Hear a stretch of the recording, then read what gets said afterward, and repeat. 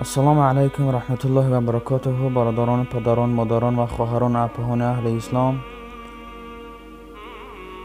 برادران عزیز، در خانه های هر یکی ما کمی کمم اگر باشد یک قرآنی هست، ولی افسوس که ما امروز با آنها و قرآن اهمیت نمیدهیم. تنها تلفن و دیگر چیزها را اهمیت میدهیم، با قرآن هیچ اهمیتی نمیدهیم. و این ویدیو، این نواری که میبینین، این با زبان روسی بود. این را با تاجیکی پریواد کردگیم. برادران، از همه شما خواهش میکنم که در این ویدیو لایک مونید، در کانال ما پادپیسیاتsia کنید. انشاءالله که ویدیوهای خوبم در آینده میشود و چقدر که میتونید برادران همین ویدیو را با دیگران هم رسانید. لایک موندین انشاءالله که دیگران هم همین را تماشا کرده میتونند و شخصانی که ادنا کلاسیک دارن این ویدیو را در گروه ها، در همه چیزها روان کنند، در وایبر، واتساپ، ایمو، تا که بینم، تماشا کنم، بفهمم. جزاک الله خیرا، بارک الله فیکم.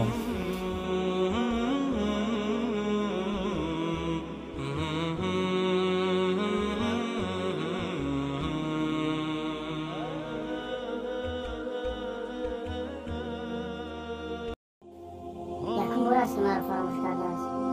من خفه شدم. مرا فقط فراموش میکنند.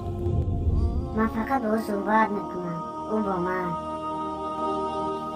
من فقط او را خواهش میکنم، اما او مرا نمیشنود. من چیزهای خوب دارم، خط روان میکنم، خط قبول میکنم. اگر به من اهمیت دهد همه خواهشهایش را برآورده میکنم.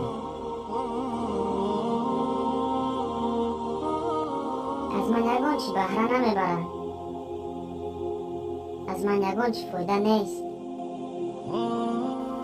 من صاحب جسد و روح او هستم، به همه این اهمیت نمیدهد. بخش میپرسم برای گرفتن من گفتم که به من نمیتونه.